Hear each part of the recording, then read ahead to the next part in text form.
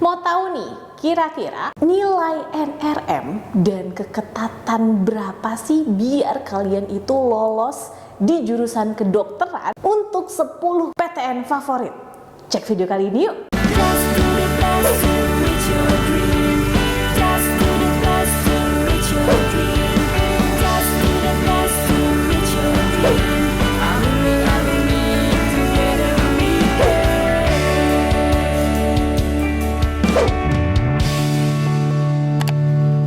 Kapan lagi kamu bisa ikutan tryout UTBK gratis di GP Media kalau bukan sekarang? Ikuti syaratnya dan kirim bukti screenshot di gpmedia.id ya, jangan sampai ketinggalan. Buat kalian yang lagi cari tryout SNBT dan ujian mandiri untuk masuk PTN, kita punya solusinya.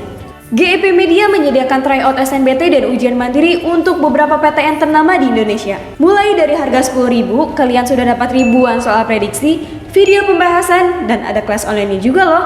Yuk daftar sekarang! Halo semuanya, balik lagi di GP Media Channel. Kali ini kakak akan bahas terkait dengan jalur SNBP atau seleksi nasional berdasarkan prestasi, khususnya buat kalian yang penasaran banget nih terkait dengan data-data untuk lolos di jurusan kedokteran. Kalau kalian tahu bahwa jalur SNBP ini nggak cuman hanya nilai rata-rata rapot keseluruhan mata pelajaran kalian ya, tapi tetap juga kalian mesti cek lagi mata pelajaran pendukungnya. Kalau di jurusan kedokteran, mata pelajaran pendukungnya itu adalah biologi dan kimia. Berarti nilai yang dominan itu usahakan banget untuk nilai biologi dan kimia mulai dari semester 1 sampai nanti di semester 5 kamu. Nah, selain itu ada juga nih faktor lainnya yaitu faktor prestasi.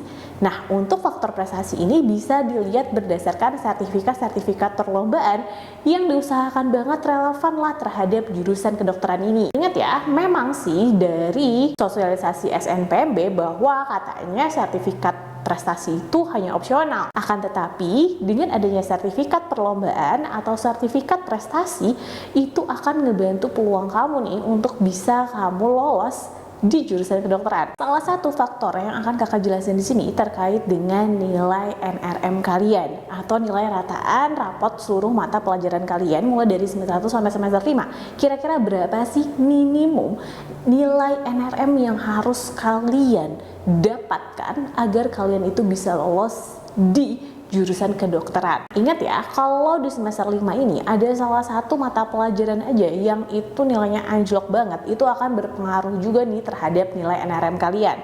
Maka dari itu, mulai dari sekarang coba cek lagi nih di semester 5 ini, usahakan nilai kalian itu naik ya, karena ini akan ngebantu banget untuk bisa mengetahui nilai NRM seluruh mata pelajaran kalian. Sebelum kakak jelasin, kakak mau disclaimer dulu buat kalian nih. Data yang kakak tampilkan di sini itu adalah data berdasarkan hasil prediksi dari analisis tim kami. Jadi, kamu harus bisa mencoba menargetkan skor NRM kalian jauh atau bahkan lebih tinggi dari yang kakak akan sebutkan sekarang. Oke, untuk yang pertama itu ada kedokteran UI. Di kedokteran UI ini daya tampung di tahun 2023 kemarin aja itu ada sebanyak 50 orang untuk jalur SNBP. Ingat ya, yang kakak jelasin di video kali ini itu jalur SNBP.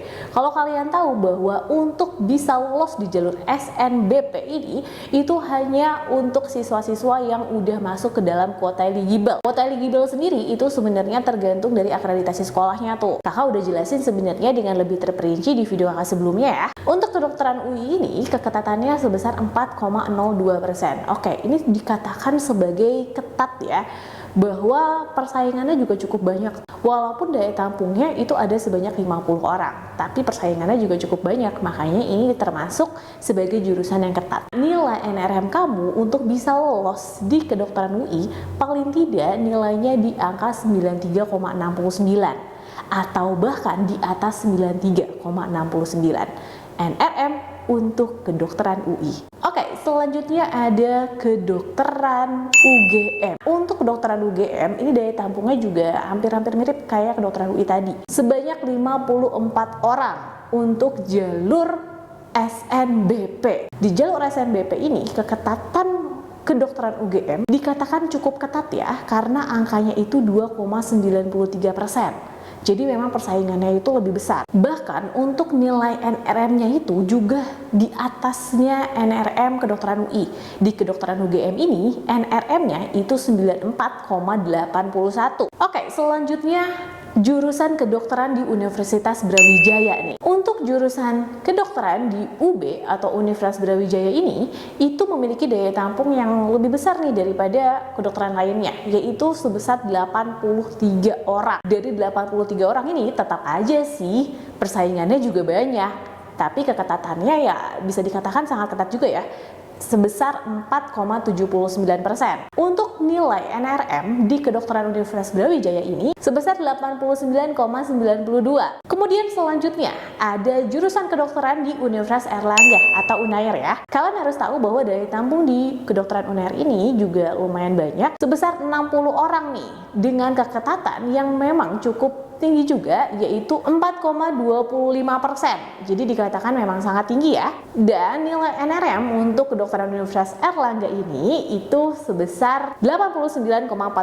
Selanjutnya ada kedokteran Undip. Nah, untuk kedokteran Undip ini memiliki daya tampung yang sama nih sama kayak kedokteran Unair, yaitu sebanyak 60 orang. Nah, akan tetapi kalau untuk kedokteran Undip itu lebih banyak pesaingnya. Makanya untuk nilai keketatannya juga lebih ketat dibandingin kedokteran Unair tuh, yaitu 3,93%. Dan nilai NRM-nya itu memang nggak terlalu beda jauh juga sih sebenarnya sama kedokteran Unair, karena di kedokteran Undip ini NRM-nya sebesar 89,96.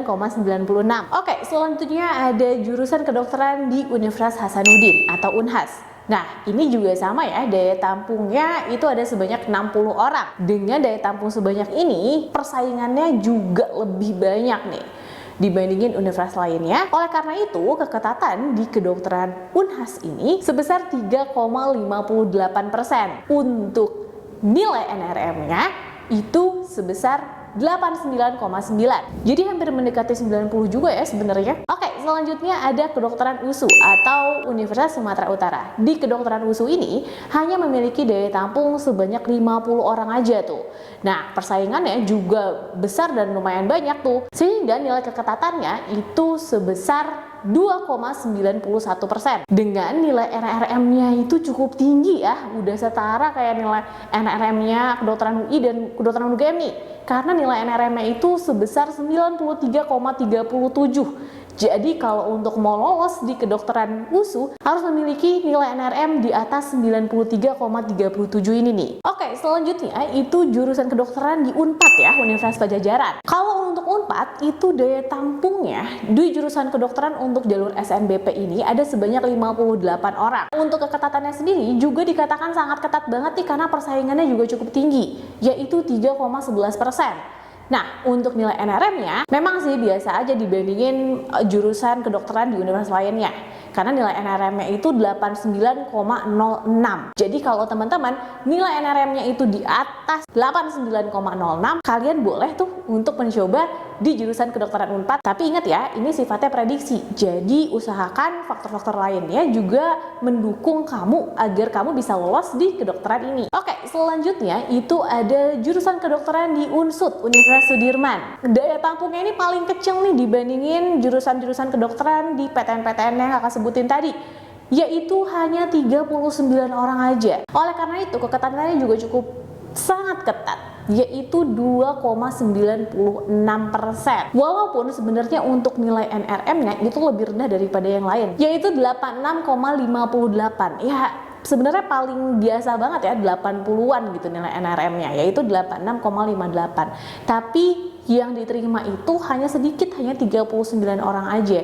Jadi memang ya persaingannya itu cukup besar. Maka dari itu usahakan banget nilai NRM kalian itu merupakan nilai NRM yang tinggi. Selain itu juga ada faktor-faktor pendukung yang perlu kalian perhatikan. Jadi jangan cuma hanya berpatokan pada satu nilai NRM aja. Oke, yang terakhir itu ada jurusan kedokteran Universitas Udayana, UNUD.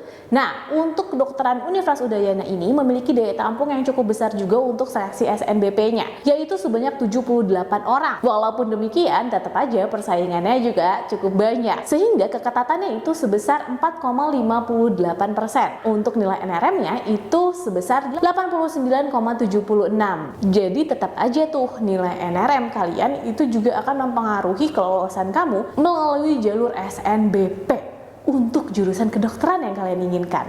Nah, tapi ingat ya, jangan hanya berpatokan pada data-data yang kakak sebutkan ini, karena sebenarnya masih banyak nih faktor-faktor lainnya, yaitu terkait dengan prestasi kalian yang relevan terhadap jurusan nih kedokteran ini, atau juga nilai mata pelajaran pendukung, yang itu sebenarnya berpengaruh terhadap peluang kelolosan kamu di jalur SNBP untuk jurusan kedokteran ini. Jadi buat teman-teman semua, kalau misalkan kalian sudah tahu bahwa kalian udah termasuk ke dalam kuota eligible dan tahu nilai rata-rata minimum kalian atau nilai NRM kalian itu sudah melebihi dari yang kakak sebutkan tadi, berarti kalian bisa nih untuk mencoba memilih jurusan kedokteran di universitas-universitas yang kakak sebutin itu. Ingat ya, untuk persaingannya itu di jurusan kedokteran di universitas yang kakak sebutkan tadi, peminatnya tiap tahun selalu lebih dari 1.000 orang.